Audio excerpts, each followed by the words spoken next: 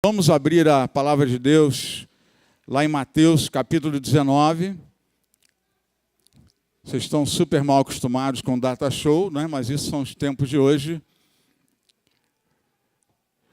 Mateus 19, o jovem rico. Eis que alguém se aproximou de Jesus e lhe perguntou: Mestre, que farei de bom para ter a vida eterna? Respondeu-lhe Jesus: Por que você me pergunta sobre o que é bom? Há somente um que é bom. Se você entrar na vida, obedeça aos mandamentos.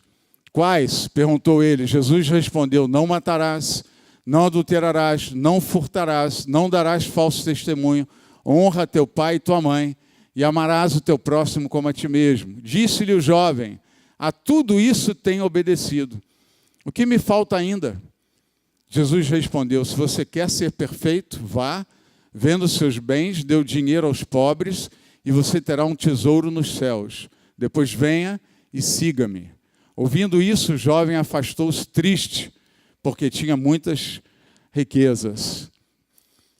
Pai, no nome de Jesus, eu te peço, fala conosco, ministra a tua palavra e a tua vida, Senhor, aos nossos corações, as nossas mentes. Pai, fala com a tua igreja, nós precisamos te ouvir, precisamos receber do Senhor, precisamos ser alimentados pelo Senhor, Pai, em nome de Jesus. Amém? Amém. Glória a Deus. Pode sentar. Veja, este jovem rico, né, é o título que se dá ao texto. Não é algo que esteja escrito na Bíblia, foi algo que foi acrescentado, né? Ele tem esse momento com o Senhor Jesus e é uma coisa curiosa, né? Ele se aproxima de Jesus e faz uma pergunta: Mestre, que farei de bom para ter a vida eterna? Ao fazer uma pergunta dessa, ele está se qualificando como alguém que acredita que pode, pelas suas obras, alcançar a vida eterna. O que eu farei de bom para ter a vida eterna? Então eu posso alcançar a vida eterna. Não, e Jesus deu uma resposta. Não é? Primeiro ele fala, ele desmonta um pouco a conversa, perguntando assim para ele, né? Por que você me pergunta sobre o que é bom? Há somente um que é bom. Então como é que você me pergunta o que é bom? Ele está desmontando o entendimento desse jovem de que pelas obras, pelo esforço pessoal, ele vai conquistar a vida eterna. Não vai.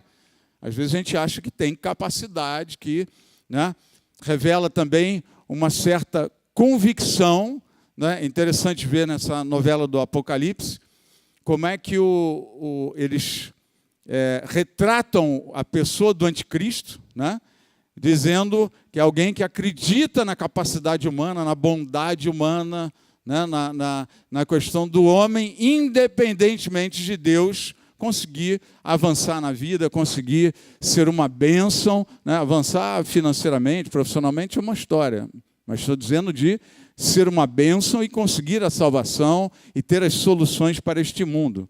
Não. Na realidade, desde a queda, esse foi o principal problema, né? Existia uma árvore que era chamada do conhecimento do bem e do mal. Não era a árvore do mal, era a árvore do conhecimento do bem e do mal. E qual era o problema dessa árvore?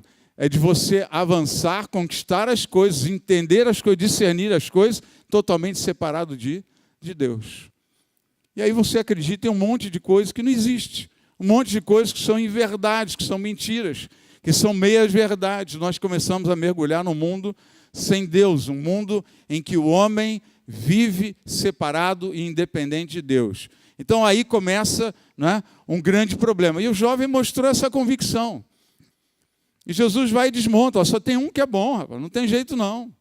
Né? Em outras passagens, Jesus fala assim: a salvação não vem dos homens. A salvação só pertence a Deus.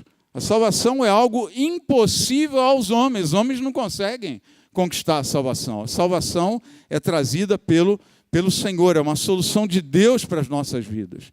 Né? Isso vale para muitas situações que nós vivemos. Às vezes você está lutando e fala: calma aí, há um Deus na sua vida. Amém? Fala para a pessoa do lado, há um Deus na sua vida. Calma lá, abaixa a bola aí, relaxa, meu irmão. Tem um Deus na tua vida. Né? Então, Jesus fala para o jovem e fala assim, se você quer entrar na vida, obedeça aos mandamentos. Quais? Perguntou o jovem. E Jesus disse ali, basicamente, uma lista dos 10 mandamentos, né? Tirou os pontos fundamentais, né, da lei. Né? Não matarás, não adulterarás, não furtarás, não darás falso testemunho, honra teu pai e tua mãe, e amarás o teu próximo como a ti mesmo. Então ele passou essa mensagem para ele. E ele vai, na maior sinceridade e na maior cara de pau, e responde, a tudo isto tenho obedecido. Olha, a tudo isto eu tenho obedecido. Jesus, isso daqui já foi depois do Sermão do Monte. Depois de Jesus ter aquelas conversas lá, olha, quem olhar com olhar impuro já adulterou. Foi depois daquela conversa de, olha, na lei está escrito, não matarás, eu porém vos digo, quem chamar o irmão de tolo, né, já é digno da condenação do inferno, já pecou, já infringiu este mandamento, não matarás, é digno da condenação do inferno. Né? Então, Jesus já tinha mostrado que a coisa era muito mais profunda, né, e muito mais intensa do que eles estavam entendendo ou interpretando a lei. E o jovem lá na maior cara de pau, tudo isso eu tenho obedecido, eu amo o próximo como a mim mesmo, tal, você não sabe o que eu faço. E às vezes nós somos sem noção assim. Até os maiores líderes, muitas vezes, perdem a noção. Começam a achar que estão arrebentando, que estão fazendo, e aí saem umas orações das mais hereges e malucas que podem acontecer num púlpito, né, de uma oração que eu vi algum tempo atrás, jamais contarei quem fez essa oração, mas a oração foi mais ou menos assim, Senhor, se eu tenho algum crédito aí nos céus contigo, responde essa minha oração. Irmão, ninguém tem crédito no céu só tem dívida. Está claro? Um deve 50, outro deve 500, mas só tem dívida. Só tem infração da lei. Como Jesus disse, há somente um que é bom. Por que você me pergunta sobre o que é bom? Só tem um que é bom. E é ele que trouxe a salvação até nós. Então, muitas vezes, a gente fica achando que está abafando, que está... Não, agora eu estou na bênção, eu sou um super servo de Deus agora tudo que eu pedir, Deus vai me responder. Por quê? Porque eu sou um servo de Deus, que estou fazendo toda a vontade de Deus e tal. Calma lá, meu irmão. As nossas orações, repita comigo, as minhas orações são respondidas por causa do nome de Jesus. Amém? Em nome de Jesus, nós temos direito a isso, isso e aquilo, e a todas as promessas de Deus na sua palavra. Em nome do Senhor Jesus. Se você está bem, se você está mal, isto é uma outra história. Não é o fato de estar bem que vai te dar direito a ter todos os sims de Deus. É o fato de crer no nome de Jesus e orar no nome dele que nos traz as respostas de oração. Tá? Não que não faça diferença nenhuma se você está obedecendo a Deus ou não. A obediência é fundamental para a vida cristã, para o teu crescimento, para a nossa felicidade pessoal. Né? Agora, quando o jovem vai e fala para Jesus, a tudo isso eu tenho obedecido, Jesus vira para esse jovem e traz uma palavra muito interessante.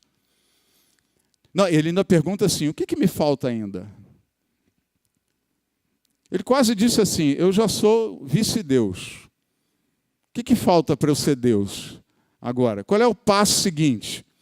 E Jesus responde, se você quer ser perfeito, vá, venda os seus bens e dê o dinheiro aos pobres, e você terá um tesouro nos céus. Depois venha e siga-me. Um desafio grande. Pega o que você tem, vende, dá para os pobres, depois vem e me segue. Né? Você quer ser cara perfeito, tal, quer andar na bênção, vem e faz isso. Olha o chamado de Jesus, estava chamando ele para ser um apóstolo. Jesus sabia que ia vir um não, né? Mas quem sabe ali sairia já o substituto de Judas, que não precisava ser tirado no palitinho. Mas este jovem, né, ele cai a ficha diante dessa frase de Jesus. Por que cai a ficha? Porque quando ele diz assim, vende tudo que você tem, dá aos pobres e me segue, ele pegou o jovem nos dois... quais são os dois mandamentos que resumem toda a lei? Se a gente cumprir esses dois, nós estamos cumprindo toda a lei. Amar a Deus acima de todas as coisas, de toda a tua força, todo o teu entendimento, né? E o segundo é amar ao próximo como a si mesmo. Então eram dois mandamentos fundamentais da lei. Quem obedece eles, obedece toda a lei. Quem não obedece eles, não obedece nada da lei. Está pensando que obedece, mas não obedece. Está pensando que está seguindo, mas não está. E aí, o que acontece com o jovem? Cai a ficha. Por quê? Se ele não podia vender os bens e dar para os pobres, né? Ama o teu próximo como a ti mesmo. Então, o dinheiro que era muito bom para ele não podia dar para os outros. Era bom para ele, mas não era bom para os pobres. Então, ele não conseguia amar aos pobres como a si mesmo. E depois vem e segue-me, abre mão de tudo que você tem e me segue. Ele seguiu? Não. Se ele seguisse, ele estaria confirmando o quê? Que ele ama a Deus acima de todas as coisas, acima da sua própria riqueza. E ele não caiu nessa, ele não foi. E aí acontecem duas coisas, queridos. Entenda uma coisa. Este jovem estava apegado ao seu mundo. E ele não foi liberto dele. O mundo de uma tradição, porque ele fala que desde criança ele obedece esses mandamentos todos, eu estou firme. Então ele tinha uma tradição familiar religiosa. E achava que cumpria a lei de Deus, estava na bênção. Ele não abriu mão, não apenas da tradição, mas também da sua vida pessoal. Larga o teu mundo e me segue. O que foi que Deus pediu para Abraão? O primeiro chamado para Abraão foi o quê? Abraão, sai da tua casa, sai da tua terra, sai da tua parentela e vai para uma terra que eu vou te mostrar. Né? Sai, abre mão. E aqui Deus está falando exatamente, Jesus está falando exatamente a mesma coisa com esse jovem. Né? Olha, abre mão de tudo que você tem. E ele disse não. Ele não conseguiu abrir mão do seu mundo, ele não abriu mão das suas tradições e ele não abriu mão das suas riquezas. E aqui vale a gente mencionar algumas coisas. Quando nós estamos apegados, o apego a alguma coisa nos torna refém desta coisa. Se eu sou apegado demais a dinheiro, eu me torno um refém do dinheiro. Se você é apegado demais à tua carreira, não porque eu sou médico, porque eu sou advogado, porque eu sou engenheiro, porque eu sou... Você é apegado demais à tua carreira, você se torna refém daquilo que você é e daquilo que você tem. Entenda umas coisas, uma coisa importante na palavra de Deus, a arte de possuir. Tenha tudo e não possua nada. Tenha filhos e não possua filhos. Tenha esposa, tenha marido e não possua tua esposa e teu marido. Tenha bens e não possua estes bens. Porque tudo que nos é dado aqui vai passar. Está claro isso? Quando as pessoas morrerem, o casamento acaba. Quando você morrer, os bens que você tem não fica nenhum, nem a dentadura. E quando for arrebatado, eu tinha um nariz aqui assim e tal, cortei, eu tinha a orelha de abano e tal, né? É capaz de você não levar a cirurgia que você fez. A orelha abana de novo, você sobe, estou brincando. Você vai receber um corpo glorioso, muito melhor do que esse. Alguns já ficaram preocupados. Ah, não, Senhor, não. Ficar com orelha de abano pela eternidade, né? Possua as coisas sem se deixar dominar por elas. Amém? Ter dinheiro nunca foi uma mensagem negativa na Bíblia. A Bíblia diz assim: o amor ao dinheiro é a raiz de todos os males. O dinheiro não é a raiz do mal. O amor ao dinheiro é a raiz do mal. Ter uma família é uma bênção, mas quando você resolve possuir a tua família, dizer que ela é tua e dar a prioridade, ter uma carreira é maravilhoso. Mas quando você resolve possuir a sua carreira, você se torna escravo dela, você se torna escravo da tua família, você se torna escravo de muitas coisas. E o Senhor quer te libertar de tudo isso. E ele chegou para esse jovem aqui, ele falou, faz isso. Pega todos os seus bens, dá aos pobres. Isso daqui não é um chamado para todo mundo. É um chamado que Jesus fez para aquele jovem, para aquele rapaz. Ele não fez o mesmo chamado, por exemplo, o endemoniado gadareno. O endemoniado gadareno queria seguir Jesus. Jesus falou, não, é importante que você fique aqui e testemunhe para esse povo. Você não vai, você vai ficar. E a Bíblia diz que ele ficou lá e testemunhou para toda aquela região. Imagina todo aquele povo olhando, aquele endemoniado conhecido, que todo mundo tinha medo. Amarravam ele em correntes, ele arrebentava. Vivia nos sepulcros, vivia em cemitério, todo mundo tinha medo de ir em cemitério, que encontrar com ele lá. Tudo tentava, de repente esse homem aparece lúcido, conversando, bem vestido, cabelo arrumado, fez a barba, deixou de ser um animal, um monstro, estava lá envolvido. E Jesus falou, vai, testemunha para os outros. Você vai ficar aqui, você não vai me seguir, não. Então não era um chamado para todo mundo. Mas entenda uma coisa, Jesus quer nos libertar de todas as coisas. Amém? Precisamos ter um coração livre. Abraão abriu mão de tudo aquilo, mais tarde ele pegou um novo ídolo. Que ídolo que ele pegou? Isaac. Era o seu filho. Amado, tão esperado, 25 anos esperando que se cumprisse a promessa de ter um filho com Sara. Nasce Isaac.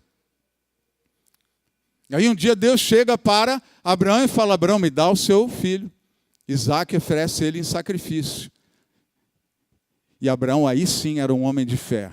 25 anos depois, totalmente transformado, rendido ao Senhor. O que ele fez? Ele pegou Isaac e foi caminhando com Isaac. Vamos lá para o monte, caminhou durante 3 dias. E quando ele vai subir para o monte, ele fala para vocês esperam aqui, os servos dele lá, vocês esperam aqui, eu e meu filho vamos sacrificar e voltaremos. Por que ele diz que voltaremos? Porque o Senhor tinha feito uma promessa para Abraão sobre a vida de Isaac. Então ele sabia que mesmo que Isaac fosse morto, Deus ia ressuscitar Isaac, ia fazer alguma coisa, porque essa obra ia seguir. Ele teve fé e ele se rendeu completamente nas mãos de Deus. Este jovem não se rendeu. E sabe qual é o custo da não rendição? É o custo que fala aqui no final do texto. Ouvindo isso, o jovem afastou-se. O que está escrito ali? O jovem afastou-se. Triste, fala mais alto. Triste. Não se render a Deus e continuar escravo de alguma coisa, refém de alguma coisa que te domina. Boa ou má? Normalmente é algo bom. Por que as pessoas ardem em ciúme num relacionamento? Por que ela arde em ciúme? A mulher morre de ciúme por causa do marido e tal. Por que ela morre de ciúme? Pode ser que o marido tenha dando razão, está precisando de um tapa na orelha, bem dado, né? Aí é uma outra história. Mas por que a mulher morre de ciúme? Sem ter razões fortes para isso. Porque ela não está sabendo ter o seu marido, ela está possuindo o seu marido. Então ela não confia em Deus. E como é que uma mulher vence isso daí? Confia no Senhor. Se foi o Senhor que te deu esse marido, é Ele quem vai sustentar ele na tua vida, e não o teu controle. E vice-versa. O marido ciumento quer controlar a mulher toda hora. Não. Ou nós nos rendemos ao Senhor, ou nós ficamos reféns destas coisas. E ser refém de alguma coisa, explica esse texto aqui, duas consequências. Uma delas é ser triste, e outra é, antes da palavra triste, o que está escrito ali? Fala mais alto. Afastou-se. Não ser liberto, não se render a Deus, gera dois problemas característicos nas nossas vidas. A gente se afasta do Senhor. Pode estar na igreja, pode estar lendo a Bíblia, pode até estar orando, pode estar fazendo um monte de coisa. Mas se a gente não se entrega, não se rende ao Senhor, sobre este Isaac, sobre esta carreira, sobre esta família, sobre este casamento, sobre estes bens, sobre este patrimônio, sobre este chamado de Deus, nós nos afastamos do Senhor e vivemos uma vida triste. Este jovem se afastou triste porque tinha muitas riquezas. Eu queria fazer uma contraposição do caso desse jovem, porque veja, Jesus tinha planos na vida dele, amém? Tinha planos, mas ele continuou refém daquilo que o prendia. Jesus deu a oportunidade de libertação. Essa é a hora, vem. Eu tenho planos melhores para você. Vem, me segue, cara. Você vai andar comigo, eu sou o Senhor. Mas ele não abriu mão e continuou refém daquilo que o dominava. E eu queria contrapor isso daí com a mulher samaritana. Vamos ler o texto lá da mulher samaritana em João 4. Veja, em algum momento, Abel e Caim estavam lá vivendo seus dias, começaram a crescer, se desenvolveram, porque esses de fato foram os primeiros nascidos de mulher, né? Adão e Eva não, mas nascidos de mulher, né? E estavam vivendo seus dias, já adultos começaram a ofertar ao Senhor. E Caim teve um problema com a sua oferta que refletia o seu coração diante de Deus. Era um coração não quebrantado, não era um coração voltado para Deus. E a oferta dele é rejeitada, e a oferta de Abel é bem aceita. E aí aparece um problema entre eles, que reflete o quê? Havia competição entre um irmão e outro. Competição, irmãos, sou na primeira família da Bíblia. Os irmãos competiram. E você vê em diversas famílias a competição de irmãos. Jacó e Esaú competiam dentro do ventre. Tá certo, o ventre é um espaço muito pequeno para dois, né? Então ali eles já começaram a, sai para lá, tá, não, esse espaço é meu, segue lá, né? Dizia que eles brigavam dentro do ventre. Depois tiveram problemas sérios. Se você for pensar, por exemplo, nos 12 pais das 12 tribos de Israel, houve uma competição tremenda entre eles. 10 dos que estavam vivos, depois nasceram outro, e eles quiseram matar o mais jovem, porque ele era o preferido do papai. Isso gerou ciúme, gerou competição entre eles. Pegaram José e venderam para os escravos. Veja que essa competição e ciúme, ela acompanha a história da humanidade. Os maiores problemas de uma empresa é quando o pai morre e ficam 3, 4 filhos para gerir a empresa. É uma competição de matar. Pessoas se matam por causa disso. Mas Jesus vira, o Senhor vira para Caim e fala assim: Caim, cabe a você dominar, faz uma boa oferta e eu vou te abençoar.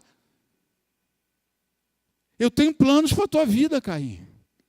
Repita comigo, Deus tinha planos bons e maravilhosos para a vida de Caim, mas Caim não quis. Caim rejeitou. Os irmãos de José Poderiam ter dado ouvidos a Deus e a sua palavra, aquilo que já tinha sido revelado a eles, mas eles não quiseram. E ao não querer, nós entramos em caminhos de trevas, em caminhos de frustração, caminhos de fracasso, caminhos de opressão. Israel, por exemplo, tem uma maldição, que está lá citada pelo apóstolo Paulo em Romanos, que fala que as suas costas estarão sempre encurvadas. O que é isso? É sinal de trabalho demais. Vão ser prósperos, mas não vão usufruir daquilo que ganham. Vão estar sempre escravos do seu trabalho, refém daquilo que não se libertaram. O Senhor quer te dar uma vida livre. E na tua liberdade, os planos de Deus fluem na tua vida. Amém? Na tua liberdade, as coisas fluem, acontecem dentro da vontade de Deus. E eu queria, então, contrapor, vamos ler aqui sobre a mulher samaritana. Os fariseus, o Marcelo está aí?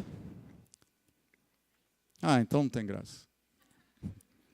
Os fariseus ouviram falar que Jesus estava fazendo e batizando mais discípulos do que João, embora não fosse Jesus quem batizasse, mas seus discípulos. Quando o Senhor ficou sabendo disso, saiu da Judéia e voltou uma vez mais à Galiléia. Era-lhe necessário passar por Samaria. Assim chegou a uma cidade de Samaria chamada Sicar, que quer dizer bêbado, perto das terras que Jacó dera a seu filho José. Havia ali o poço de Jacó. Jesus, cansado da viagem, sentou-se à beira do poço. Isto se deu por volta do meio-dia. Nisso veio uma mulher samaritana tirar água. Disse-lhe Jesus: dê-me um pouco de água. Os seus discípulos tinham ido à cidade comprar comida. A mulher samaritana lhe perguntou: como o Senhor, sendo judeu, pede a mim, uma samaritana, água para beber? Pois os judeus não se dão bem com os samaritanos. Jesus lhe respondeu: se você conhecesse o dom de Deus e quem lhe está pedindo a água, você lhe teria pedido e ele lhe teria dado água viva. Disse a mulher: o Senhor não tem com que tirar água e o poço é fundo. Onde pode conseguir essa água viva? Acaso o Senhor é maior que nosso pai Jacó, que nos deu o poço do qual ele mesmo bebeu, bem como seus filhos e seu gado? Jesus respondeu: quem beber desta água terá sede outra vez, mas quem beber da água que eu lhe der, nunca mais terá sede. Ao contrário, a água que eu lhe der se tornará nele uma fonte de água a jorrar para a vida eterna. A mulher disse: dê-me dessa água, para que eu não tenha mais sede, nem precise voltar aqui para tirar água. Ele lhe disse: vá, chame o seu marido e volte. Não tenho marido, respondeu ela. Disse-lhe Jesus: você falou corretamente, dizendo que não tem marido. O fato é que você já teve 5. E o homem com quem agora vive não é seu marido. O que você acabou de dizer é verdade. Disse a mulher: Senhor, vejo que é profeta. Nossos antepassados adoraram neste monte, mas vocês, judeus, dizem que Jerusalém é o lugar onde se deve adorar. Jesus declarou: crê em mim, mulher, está próxima a hora em que vocês não adorarão o Pai, nem neste monte, nem em Jerusalém. Vocês, samaritanos, adoram o que não conhecem. Nós adoramos o que conhecemos, pois a salvação vem dos judeus.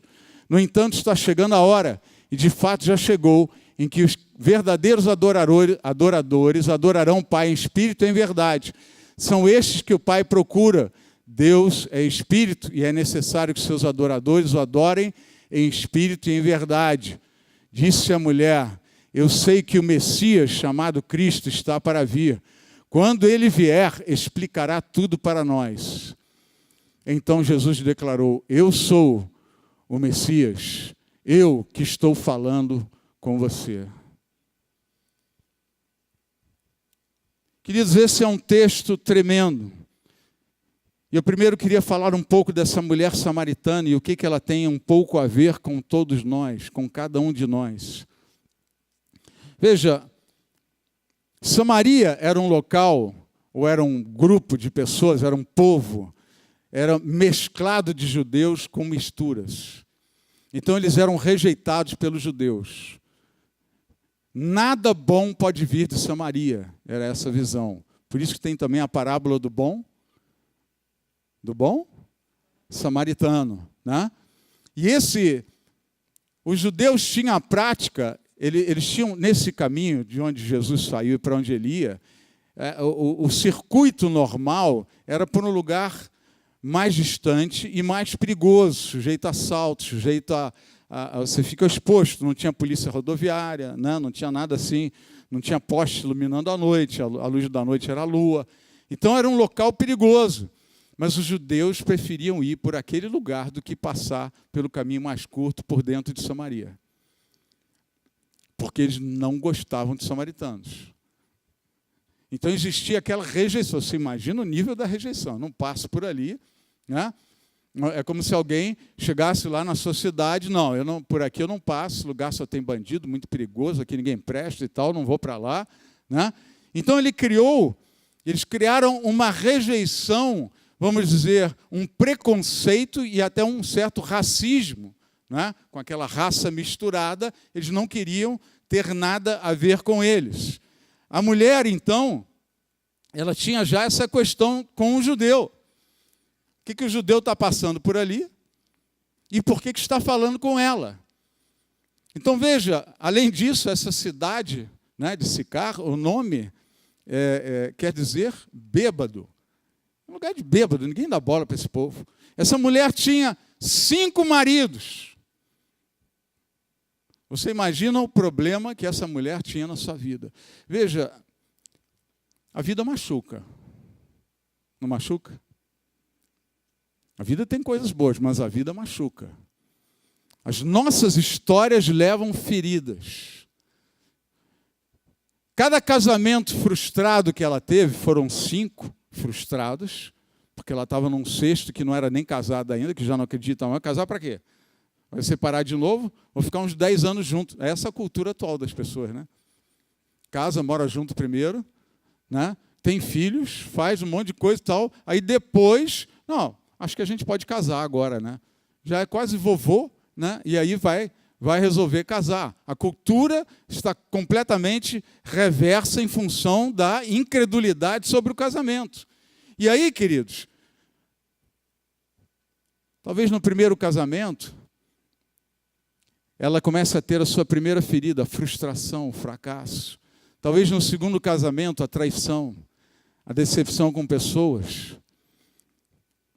Talvez no terceiro casamento, olhar para dentro de si e falar, eu sou uma pessoa muito difícil. Ou eu sou uma pessoa muito sem graça, eu não consigo prender os meus maridos. Ou eu sou totalmente impaciente, que afasto eles, né? Ou ela é que estava botando eles para correr. Mas a vida vai trazendo muitas feridas. Pessoas que morrem pelo caminho. Ele não falou se algum desses maridos morreu. Mas possivelmente pelo menos um, né? Pessoas que morrem pelo caminho. E a gente tem muita dificuldade em absorver a morte. Fracassos profissionais que vão marcando, às vezes, a nossa história. Doenças, enfermidades, distanciamentos, filhos que ela pode ter deixado aí pelo mundo, ou carregados junto com ela.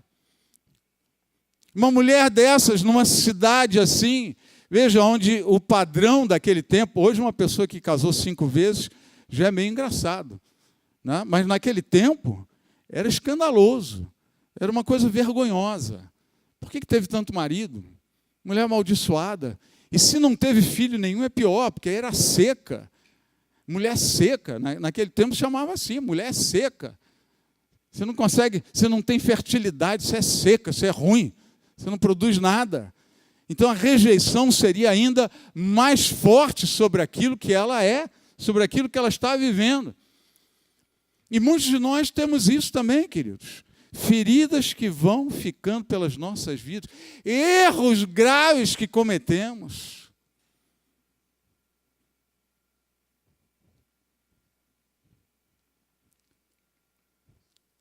E um dia ela vai lá, tirar a água do poço, Sabe em que horário que ela estava tirando a água do poço? A Bíblia não escreve nada por acaso. Você prestou atenção no texto? Que horas ela estava tirando a água do poço? Fala aí para mim. 12:00. Quem conhece aquela região sabe que ao 12:00, meu irmão, é quente. Está torrando.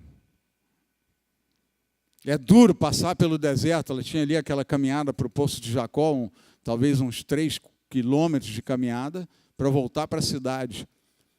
E elas vinham com aquelas jarras, né, que botavam na cabeça assim, levando. Os baianos não estão aqui hoje, né, nenhum dos 3. O Wesley é baiano também? Que baiano comprido, rapaz. Botava a jarra na cabeça, enchia de água e ia voltando. O povo nobre da cidade, quando é que eles faziam isso? De manhã cedo. Estava mais fresquinho, né?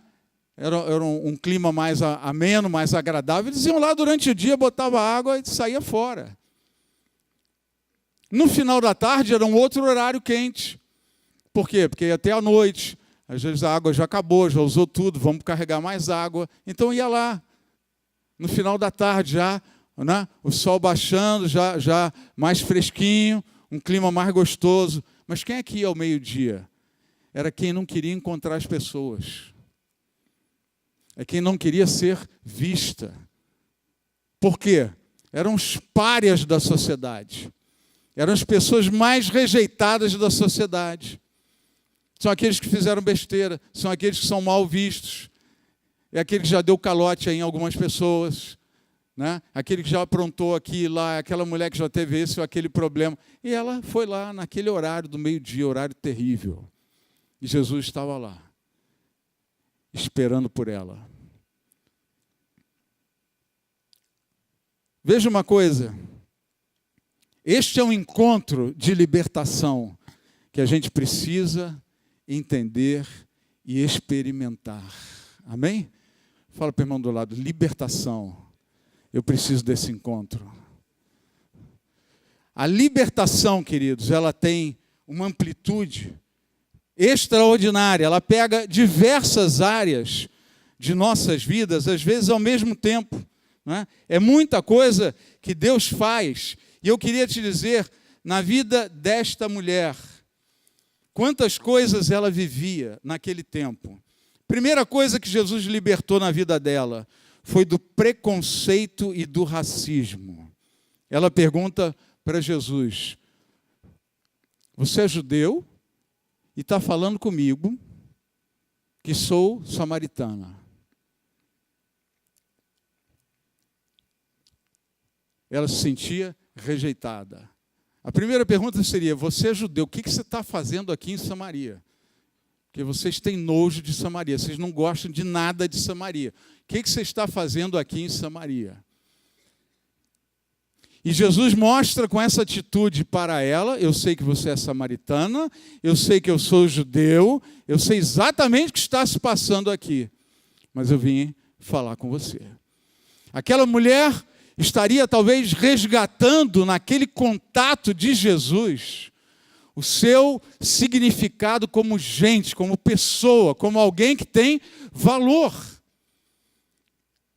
Você é samaritano, eu sou judeu, mas eu estou falando exatamente com você e te dando um senso de valor. Você pode me dar um pouco dessa água? Deu para ela utilidade, deu para ela uma possibilidade de dar alguma coisa, embora Jesus não precisasse dela. E neste primeiro ato, ele provocou uma libertação na vida dela do racismo e do preconceito. Uma libertação que a fez se tornar livre para amar. Né? Tem uma historinha antiga aí de... Perguntaram para um desses indianos assim, super, né? Quase deuses. Perguntaram para ele, escuta, você não gosta, você não tem nada contra ninguém, Prêmio Nobel da Paz, você não tem nada mesmo contra ninguém, nenhum povo, nenhuma raça assim, nenhum problema você tem? Nada, eu amo a todos. Meu coração está voltado e aberto para todos. Mas nenhum probleminha. E depois de muita insistência, ele falou, só tem uma leve restrição contra um determinado povo. Que povo? Não, os alemães. Os alemães? Por quê? Você não gostou de Hitler e tal? Não gostou de Hitler? Não, é que os alemães tiveram tudo para acabar com os judeus, mas deram uma de preto e não acabaram. Quer dizer, ele não gosta de alemão, não gosta de judeu, não gosta de preto, né? Acabou com os três. Às vezes nós achamos que não temos preconceitos, mas nós temos preconceitos e precisamos ser libertos desse preconceito. Existe preconceito de cultura, existe preconceito de cor, existe preconceito de nível social, existem preconceitos mais variados possíveis na nossa alma. E esta mulher aqui, nessa primeira ruptura, ela se torna livre para amar.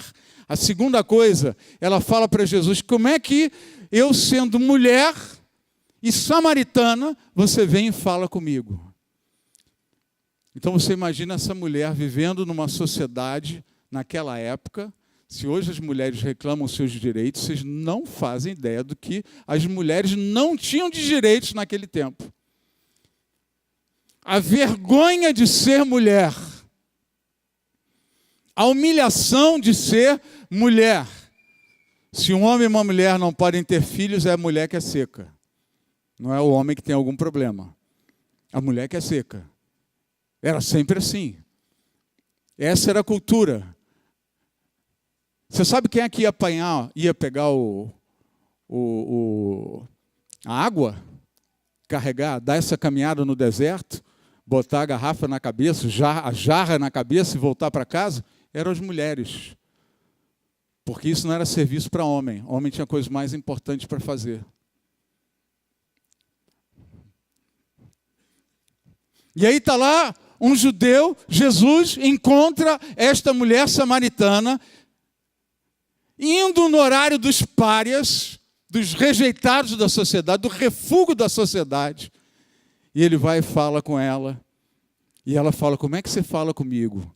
Que sou samaritana e sou mulher. Jesus libertou aquela mulher do seu desprezo por ser mulher e tornou-a livre para continuar vivendo com o orgulho de ser mulher. Amém? A libertação do machismo. O orgulho de ser mulher. Jesus trouxe para ela de volta algo que a sociedade estava roubando. Tem orgulho de ser mulher. Tem orgulho de ser samaritana. Eu te amo como samaritana. Na sequência, queridos, imagina a estima desta mulher. Que baixa autoestima ela teria. Tantos casamentos fracassados. Agora está com um que nem é marido dela. E ela vai lá, tem que ir lá pegar água, e naquele horário que ninguém né, normal da sociedade, as boas pessoas da sociedade, os nobres, nunca vão nesse horário. E ela ia naquele horário, talvez porque no outro horário tivesse fila, e as pessoas não gostam dela, vão lá e passam à frente. A mulherada é muito santa também naquele tempo, né? Passa à frente. Não, passa à frente dela, e ela vai reclamar, e as outras falam, não, fica aí. Fica aí, sua folgada. O que você está fazendo aqui? Você não devia ter nem direito a beber no poço de Jacó. E Jesus, apesar dessa história péssima que ela tinha, Jesus falou com ela e ministrou na vida dela, trazendo libertação da sua baixa autoestima. Libertação de se sentir incapaz, de se sentir desprezado, de se sentir, Deus não pode falar comigo. Deus não pode ter planos para a minha vida. Eu já fiz muita coisa errada, eu não estou mais na bênção de Deus. Deus não vai me abençoar, Deus não vai estabelecer projetos novos, não vai me trazer coisas boas, eu não posso pedir nada para Deus, eu fiz muita coisa errada, minha vida é toda torta, minha vida é toda esquisita, eu fiz besteira demais, não rola. Estava lá Jesus, falando com ela e trazendo planos na vida dela, ela foi liberta da sua baixa autoestima e se tornou livre para receber bênçãos de Deus e ser usada por Ele. Quantos de nós não somos usados por Deus porque não achamos que somos merecedores? Eu não posso ser usado. Quantos de nós temos dificuldade em orar até dizer, não, porque Deus tem coisas mais importantes para ficar ouvindo minhas orações. E deve ter gente mais necessitada do que ficar me ajudando. Deus tem que cuidar dos problemas de outros aí que são muito piores que os meus. Quantas vezes nós nos sentimos rejeitados? Entenda uma coisa, Jesus entra nas nossas vidas para nos libertar da baixa autoestima também. Amém? De dizer, eu tenho planos para vocês. Vinde a mim todos vós que estáis cansados e sobrecarregados, e eu vos aliviarei. O meu fardo é leve e o meu jugo é suave. Vinde após mim, vem para perto. Quantos rejeitados, a Bíblia diz que Jesus andava mais com aquele povo que estava nas ruas, um povo de mendigos, de andarilhos, um povo de prostitutas, de bêbados, de pessoas que não estavam buscando a Deus. Ele falou, eu vim para os meus me rejeitaram. Se os convidados para a festa não vieram, eu voltei às ruas e chamei todos aqueles indigentes que estavam perdidos na noite, perdidos na vida. Uma outra libertação que Deus deu na vida, que Jesus deu na vida dela, né? A libertação dos olhos terrenos, ela só via aquela água natural. Ela falou, como é que você vai me dar água? Quem tem a jarra sou eu. Quem consegue puxar água sou eu. Como é que você vai me dar água? Você não tem com que me servir, não tem nada. Ela só tinha olhos naturais, e às vezes as nossas vidas vêm de uma história de racionalismo e não conseguimos criar olhos espirituais. Fala para o irmão do lado, você tem que ter olhos para o alto. Você precisa de olhos espirituais mais do que os olhos naturais, amém? Para ver os milagres de Deus acontecerem, precisamos de olhos espirituais. Jesus libertou ela das impossibilidades humanas, porque ela disse, você não tem com que puxar. É impossível, você não vai me tirar essa água daí. E ela estava olhando para uma água natural, e Jesus falou, dessa água, se você beber, você vai voltar a ter sede, vai ter que beber de novo, e não vai saciar a tua sede. Mas a água que eu tenho para te dar é uma água que vai jorrar para a vida eterna. E você, quando beber desta água, nunca jamais voltará a ter sede. Ele estava mostrando um outro mundo, um outro universo, muito além das impossibilidades humanas. Ele estava trazendo para aquela mulher a capacidade de crer, a capacidade de enxergar além do que os nossos olhos veem, a capacidade de vencer a incredulidade. Imagina alguém que tentou tantas vezes. E veja, essa mulher não devia ser feia, porque para casar com 5 maridos, naquele tempo, ainda está com o 6º, feia ela não era.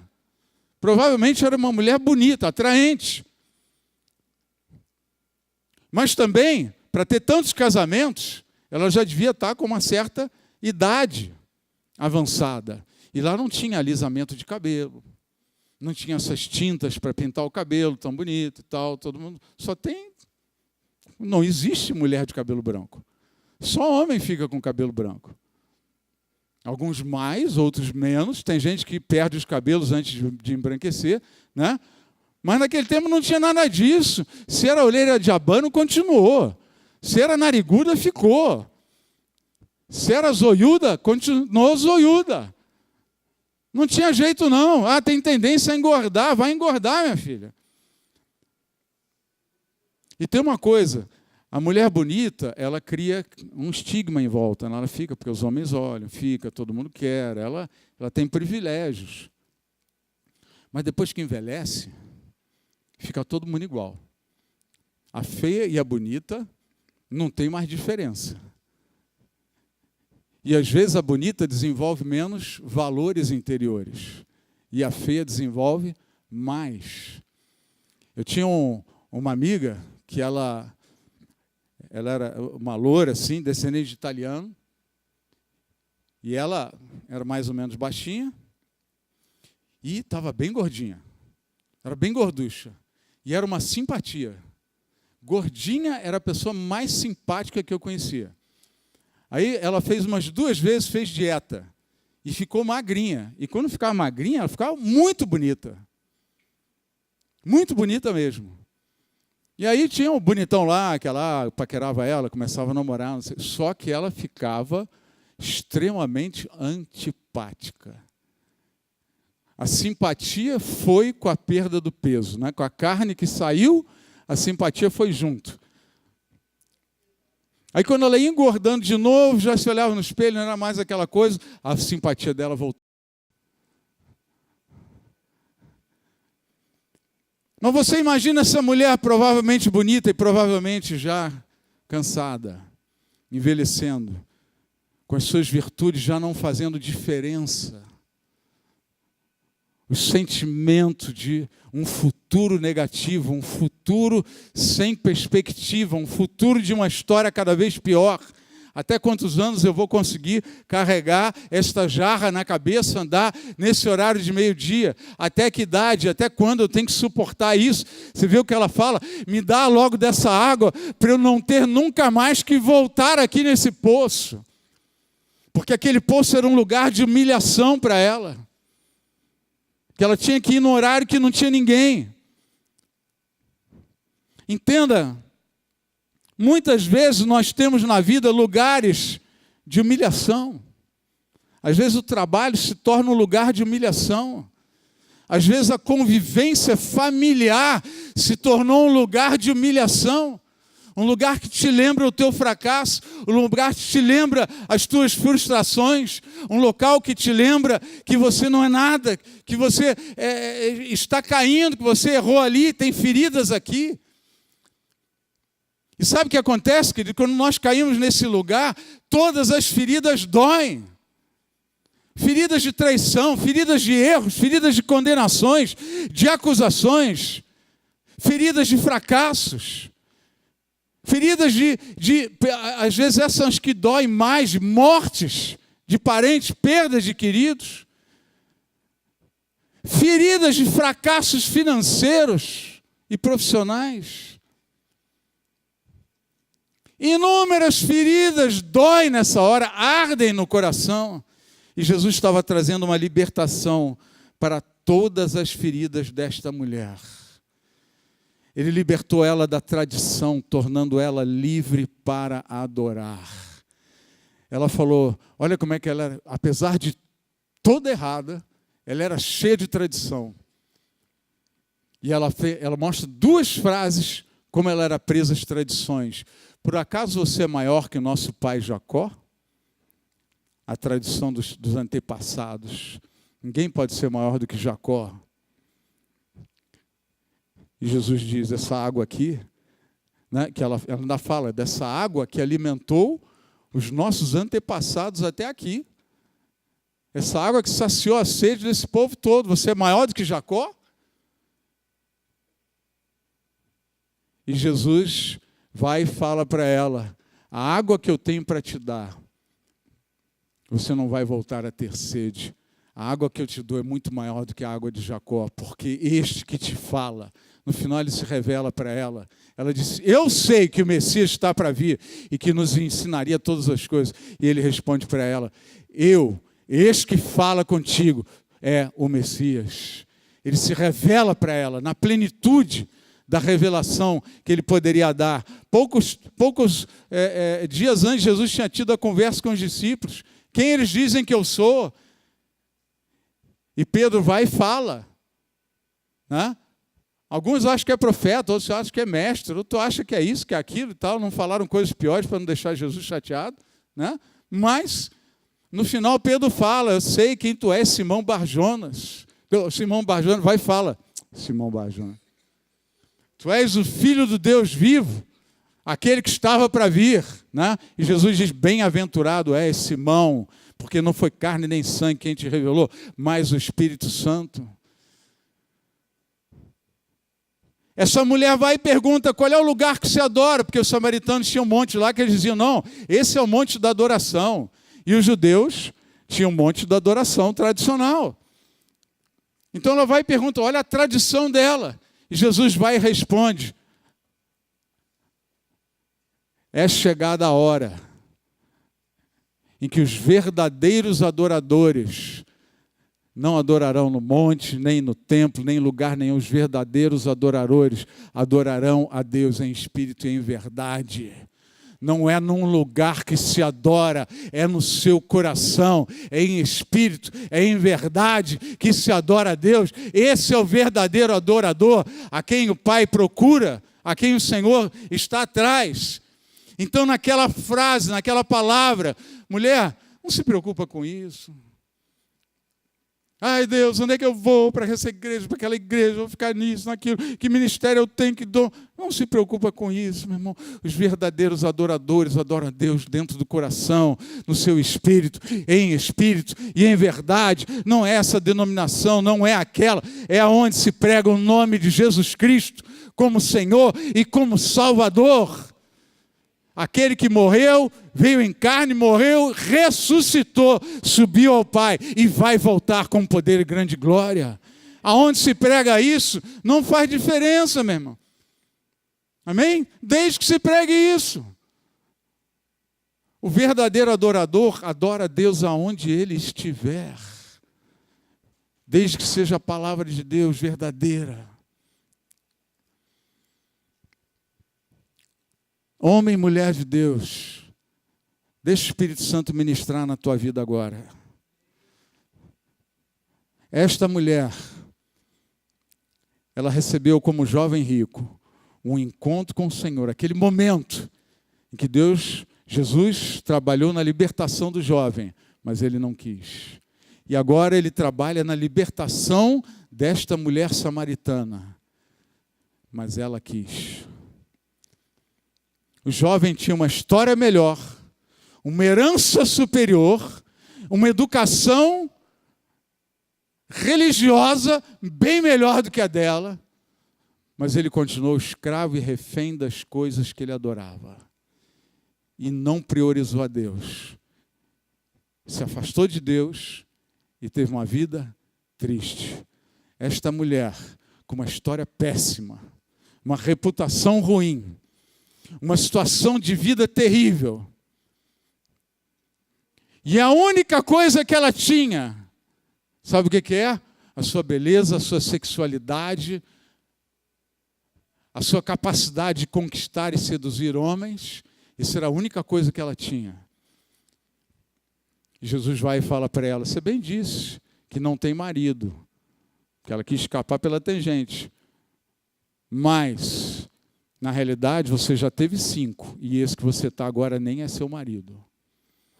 E Jesus não disse essas coisas para ela apontando. Ele disse essas coisas para ela dizendo, porque ela já está constrangida com isso. Ele disse essas coisas para ela dizendo, eu sei que tem muita coisa errada na tua vida, mas eu sou o Senhor que sei de tudo sobre a tua vida, e sou eu que estou aqui te chamando e te oferecendo água viva.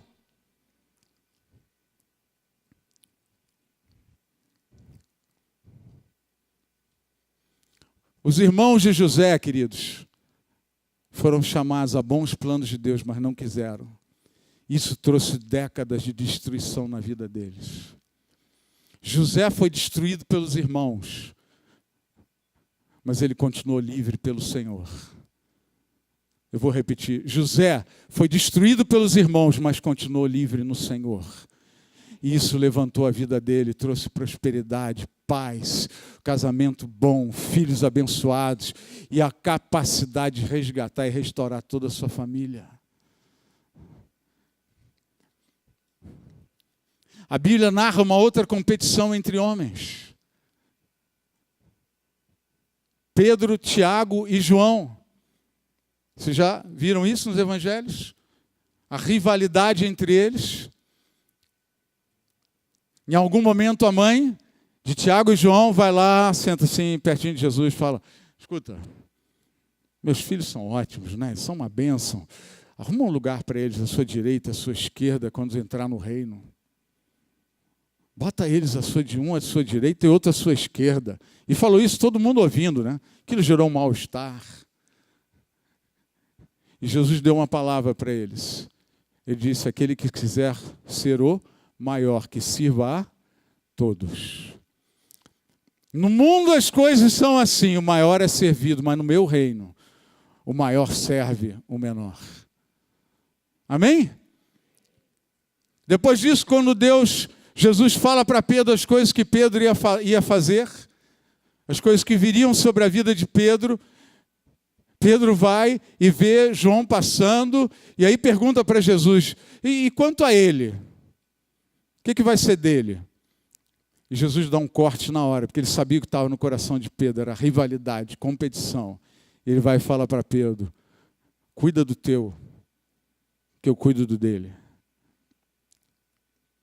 O que eu tenho para ele não te interessa. Pedro, segue o que eu tenho para você. Amém? Não tem que haver competição, não tem que haver...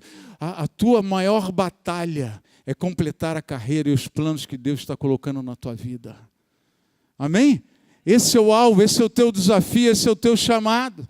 E para que você flua nesse chamado, é preciso que você seja totalmente livre, totalmente rendido ao Senhor. O que aconteceu com essa mulher, querido? Ela se tornou a primeira missionária mulher. Uma mulher que tinha pouco aceitação, tinha rejeição da sociedade. Jesus falou: vai, chama teu marido e volta aqui. E ela vai e não chama o marido, não sei se incluiu o marido no chamado, mas ela falou com um monte de gente na cidade. Eu vi o Messias, ele falou tudo a meu respeito, ele me disse isso, e tem uma água viva que ele tem para dar para nós, que você vai beber dela e nunca mais vai ter sede. E ela falou isso para a cidade inteira. E a Bíblia diz que uma multidão de samaritanos saiu do seu lugar e foi até o poço de Jacó encontrar Jesus. E a palavra diz que muitos deles creram no Senhor.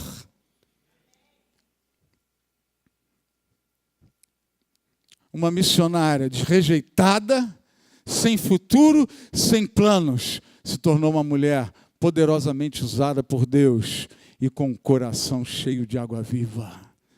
Amém? Coração cheio de alegria. Deus tinha planos para o jovem rico, mas ele não quis. Ele tinha planos para essa mulher samaritana e ele conseguiu realizar os planos na vida dela. E ele quer realizar planos na tua vida. E para ele realizar esses planos, sabe o que precisa acontecer? Que nós possamos dizer sim para o Senhor, como disse também Pedro, Tiago e João. Jesus deu um corte e nenhum deles ficou mais competindo com o outro. Guardaram o que era deles. Pedro vai atrás do seu chamado, Tiago vai atrás do seu chamado, João vai atrás do seu chamado. Esquece os outros, esquece concorrência, esquece a rivalidade, esquece inimizade, joga isso no lixo. Isso está te tornando refém.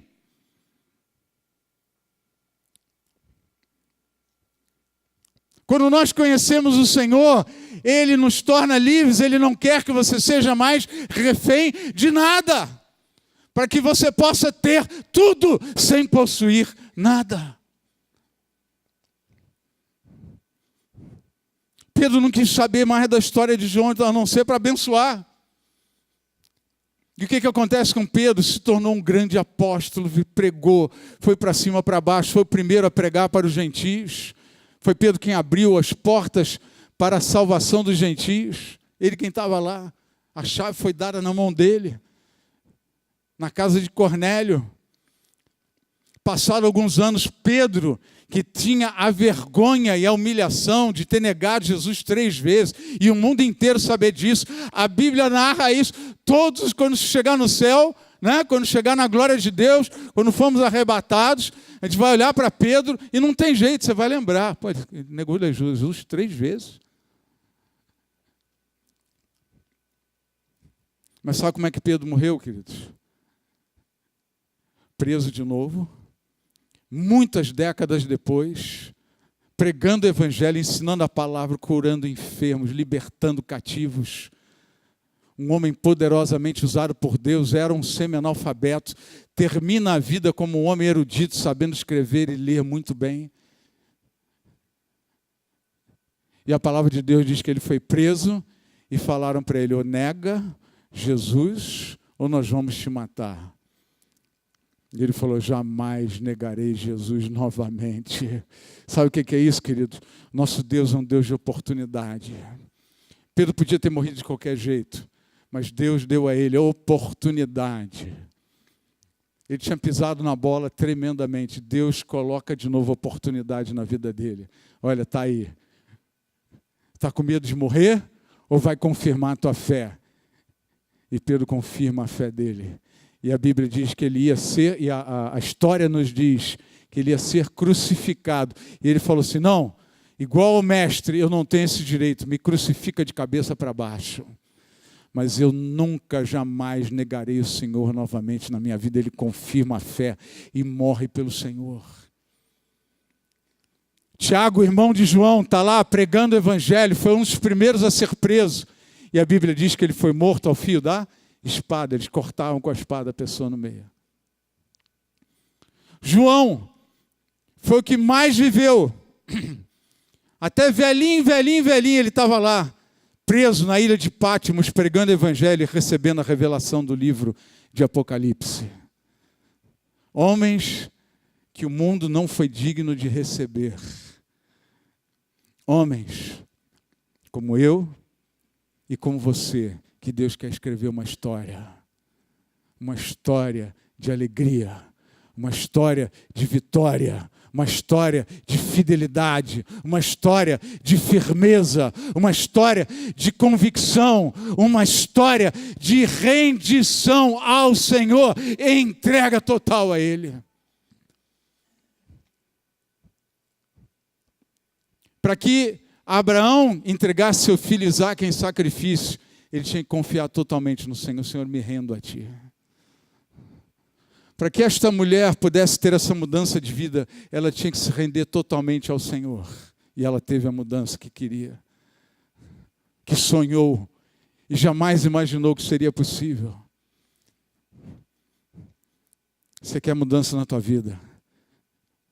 Conquista ela agora em nome de Jesus. Amém? Vamos ficar todos de pé. Eu queria orar por você.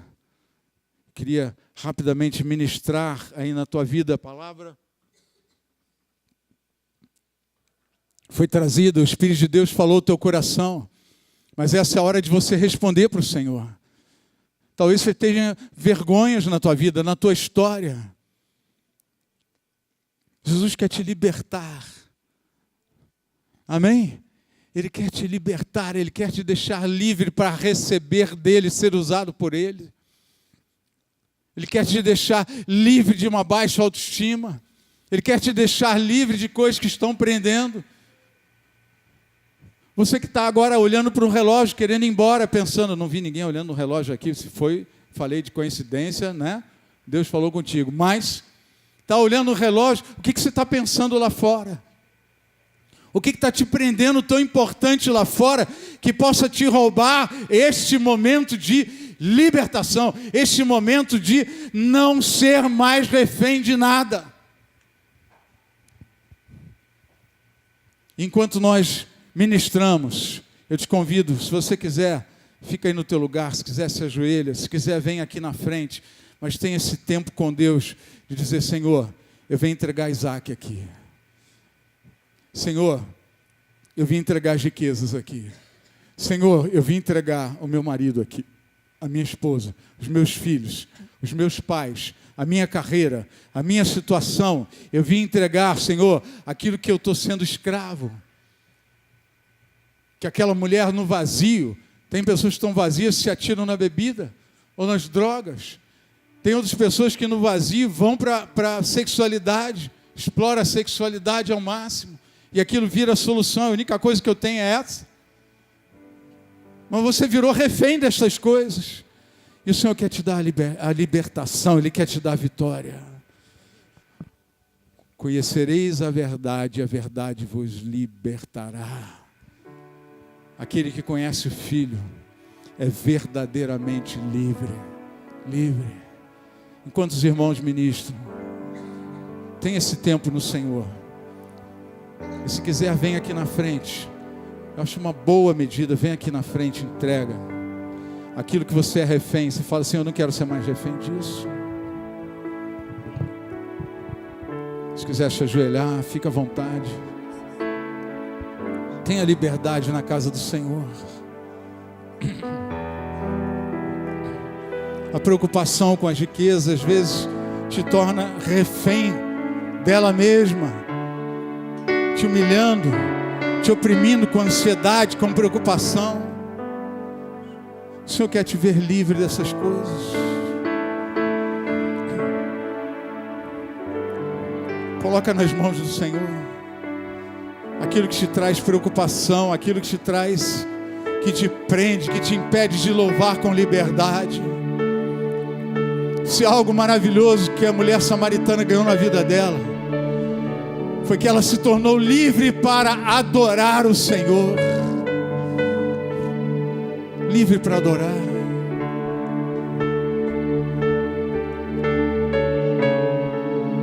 O Senhor é contigo.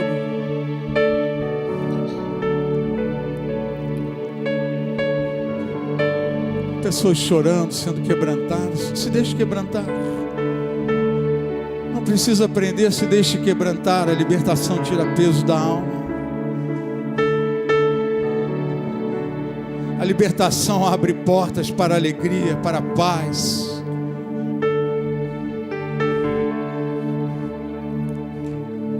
Não se permita ser refém de mais nada na tua vida, em nome de Jesus. Em nome de Jesus. A ti eu vou clamar, pois tudo vem de ti e tudo está em ti. Por ti vou caminhar, tu és a direção, o sol a me guiar. Tudo pode passar, teu amor jamais me deixará. Sei que há de existir novo amanhã preparado pra mim, preparado pra mim, preparado pra mim.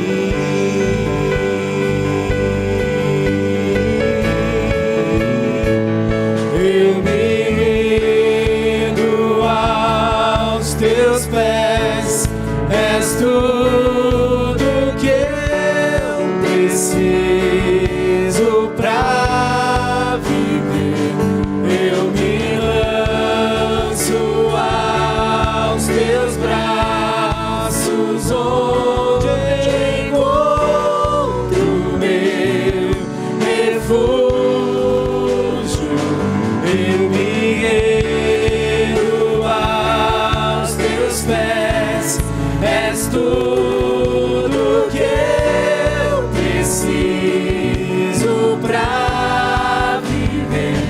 Eu me lanço aos teus braços, onde encontro meu refúgio. Eis-me. Levante suas mãos, se rendendo ao Senhor. Tenha essa atitude de entrega total. Fala assim, minha vida é tua, meus sonhos são teus, minha história é tua. Minhas feridas estão na tua mesa de cirurgia agora, Pai. Sua mesa de tratamento, Senhor. Sara feridas, Pai. liberta, Senhor.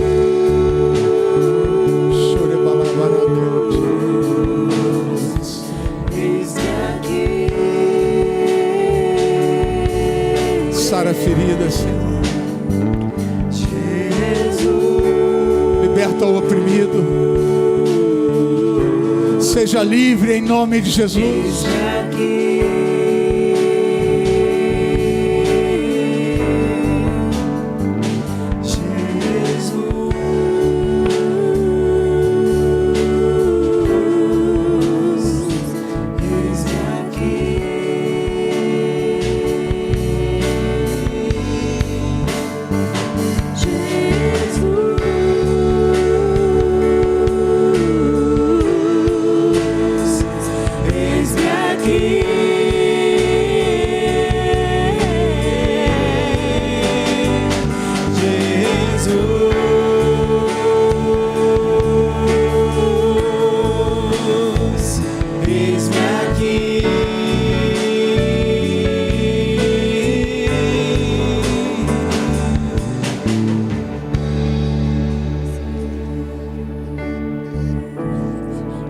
Senhor, que a semente plantada aqui, Senhor, não apenas nas mentes, mas nos corações, Pai, no homem interior, na mulher interior, sejam sementes para a vida eterna, em nome de Jesus.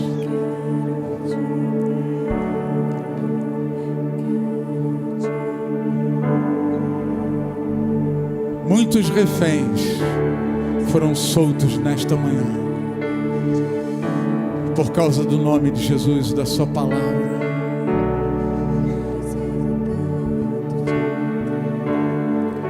Fala para o Senhor, bota as mãos no coração e diga: Senhor, meu coração está livre para te adorar. Eu não quero ser refém de mais nada na minha vida. O meu domínio pertence ao Senhor. Em nome de Jesus. Você pode dizer aleluia? Diga glória a Deus. Dê uma grande salva de palmas ao Senhor.